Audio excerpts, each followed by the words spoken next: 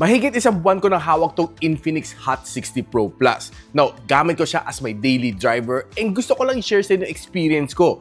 Is this phone worth my praise? Kailangan ko nga ba siyang ngangahan? What are the things that I discovered after mahigit 30 days kong gamit itong phone na ito? Tara, usap tayo! Now, hindi naman natin pag-uusapan mga benchmark, hindi natin pag-uusapan mga camera performance kasi wala namang masyadong improvement for those categories. Tsaka kuha ko ng dalawang updates dito sa phone na ito for more than 30 days kong gamit here in my pocket. And by the way guys, kung gusto makita full spec sheet, ito na. And kung gusto nyo makita ang full review ko nito phone na ito, don't forget to check out sa aking channel. And in case na gusto mo bilhin tong phone na ito, I'll pop the link on the description box below or just simply click yung product link. Ang kanyang 8 plus 8 gigs of RAM and 256 GB storage is priced at $6,999 and nagkakaroon naman sila ng mga sale during mga payday sale. Nakita ko it went as low as 6,200 pesos pero hindi ko pa siya nakita bumaba as low as 5,999 during yung kanyang early bird sale. Hopefully, ibalik nila yung 5,999 pretty soon. Pero kahit nasa 6,263 to, I would say paldo to phone na ito. Now, one thing na napansin ko sa kanya, after 2 updates dito sa phone na ito, parang medyo mas smoother experience ko sa kanya. Dati, pag nagbubukas ako ng some apps, pansin ko medyo yung mabagal animation niya. Pero ngayon, pag gano'n, snap na ng finger mo, bukas na sila. So, I think that's one of the improvements na napansin ko dito sa kanya. Another thing is that yung kanyang bypass charging is, I think, improved. Nung unang bukas ko itong phone na ito, nung ginagamit ko bypass charging, pansin ko parang after 1 hour of playing, parang nag-a-add siya ng mga 2%. Pero ngayon, napansin ko after yung dalawang updates, naglalaro ako ng games,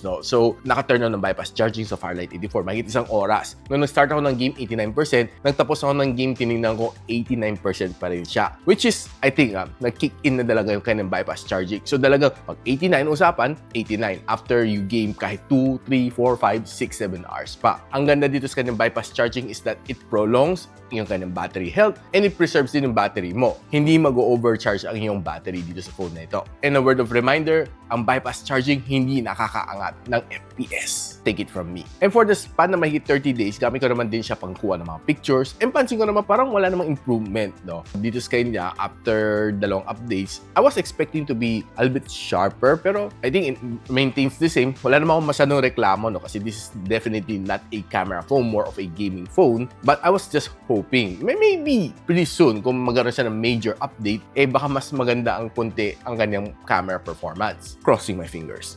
Now, given ang processor dito is a Helio G200, so more or less alam na natin kanyang capability. So more of naglalaro ako ng mga games dito sa phone na ito for this span of period and I was able to test out 5 games for this video. Simulan natin with everybody's favorite game, Mobile Legend. Now, I would say na ang performance nitong game na ito was quite good. Sinet ko naman doon sa graphical settings na gusto ko, which is yung feel ko na kaya nitong Helio G200. And honestly, I was quite surprised din naman sa kanyang performance. Medyo consistent naman siya at 60 FPS and nagda-drop lang siya siguro nasa 56, 57 pero most of the time nakikita ko 59 and 60. Now, wala kang maging problema dito sa kanya kasi smooth naman ng gameplay. Yung sounds lang siguro hindi ganun kalakasan so you might want to use your favorite TWS dito, pwede ka pa rin gumamit ng yung wired headphones kasi meron siyang audio jack. Ito napansin ko while I was playing, nag-bypass charging ako for the first half ng game. And it turns out, nakakuha ako ng 41 degrees Celsius yung ganang init.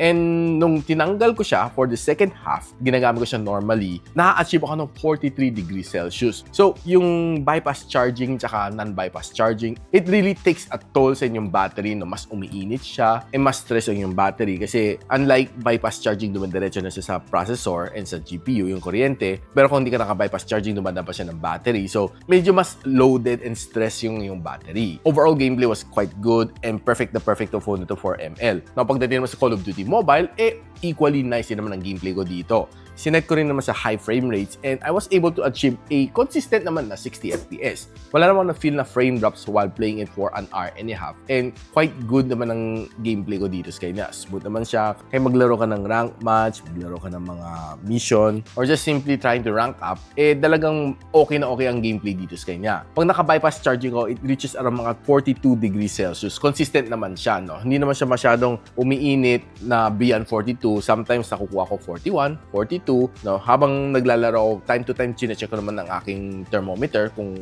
mas uminit ba siya or hindi. Pero by far, very consistent siya at 42 degrees Celsius while naka-bypass charging ako. Except na medyo mabibiting ka lang sa kanyang sounds kasi hindi lang siya ganong kalakasan. Now, pagdating naman sa Farlight 84, okay din naman gameplay niya. Though there are times na napansin ko, medyo may kunting lag siya. I'm not quite sure no kung if it's dahil sa phone or dahil sa yung internet connection ko dito sa bahay. Pero consistent naman siya at mga nasa 38 to 40 FPS for the whole game. No, kung nagda-drop man siya, nasa 36 gano'n, pag heavy battle, nagka-clash kayo. Pero minimal lang naman yun, no, yung pag-drop sa kanya. Kasi minomonitor ko siya na maigi while I was playing. And one thing na napansin ko naman dito sa kanya is, okay naman kanyang graphics. Wala akong naging problema sa kanya. So, quite smooth naman siya and satisfied naman ako sa kanyang gameplay. And after an hour and a half dito sa Farlight 84, for the first half ng laro ko, naka-bypass charging ako, umabot ako 42 degrees Celsius. And for the second half, tinanggal ko na siya. I was running on battery. Umabot ako ng 44 degrees Celsius. So, there's a 1 degree Celsius na difference dito sa kanya, which is medyo mas negligible siya as compared sa ML. Pero, I'm not quite sure kung umabot siya ng 45. Pero, during the time na nagtetest ako, halos 44 ako while on battery, which is quite consistent naman siya. Now, pagdating naman sa Delta Force, inakit ko rin kanyang frame rates to yung feel ko na kaya niya. Ito, medyo mas iba ang nakuha kong reading dito, no? While playing the game, I would say, okay, good naman siya. And there are times na feel mo talaga parang bumabagal siya, nagsistutter siya, parang nagkakaroon ng frame drop siya. And there are times na medyo naglalag siya ng konti kasi alam natin this is a G200.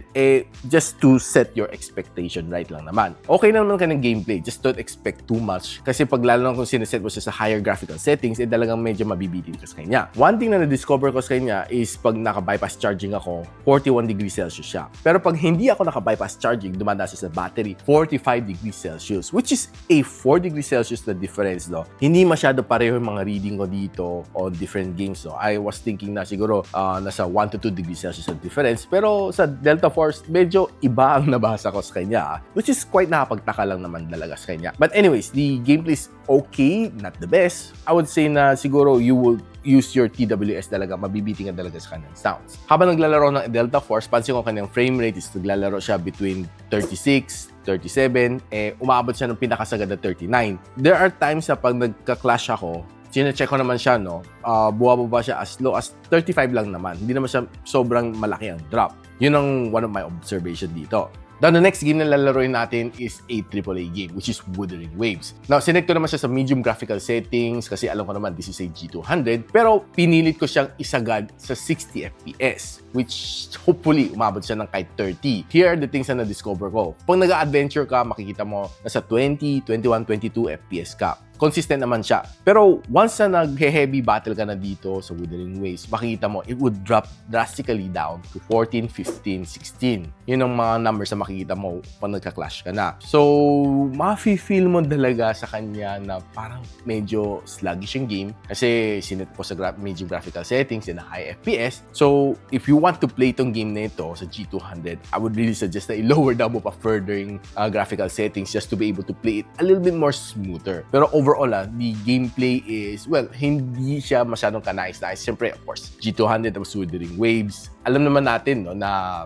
you have to set your expectation right. Pero for the sake na mapakita ko sa inyo yung magiging performance ng Wuthering Waves, dito sa Infinix Hot 60 Pro, sinugal ko lang naman siya para makita natin ka ng performance. Na pag naka-bypass charging ako, umabot ako ng 44 degrees Celsius, which is a bit hot. Pag hindi ako naka-bypass charging, binunod ko kanyang charger, 46 degrees Celsius ang pinakamainit na na-achieve niya. Probably this is the hottest na na-achieve ko for all of the games na nilaro ko dito sa Infinix Hot 60 Pro. Now, with all of those things na discover natin dito sa phone na ito, kung nabili mo to dati sa $599 during the early bird sale, I would say na paldo talaga itong phone na ito at that price point. Pero guys, honestly, maganda itong phone na ito for gaming. Talagang okay na okay siya. Maganda-gandang grip. One of the things na napansin ko dito sa kanya is hindi rin siya mabigat. And for the price po ng $6,999, pag nag-sale na sa mga 6,200, 6,300, 6,400, and it's really something na kailangan mo i-consider itong phone na ito. So, would I recommend this phone? Of course, syempre. Talagang okay na siya after 30 days of usage.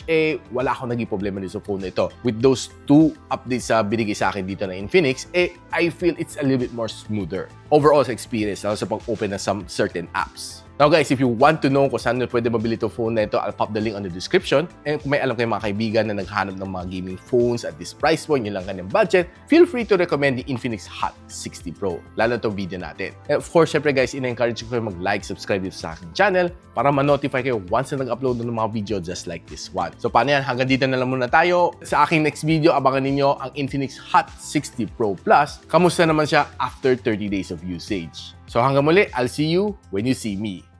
Peace out. And so, ako para si Richmond and you're watching Gadget Sidekick. Like and subscribe to my channel. Don't forget to hit that notification bell. For one of my latest uploads, click the dito. And for one of my popular uploads, click here.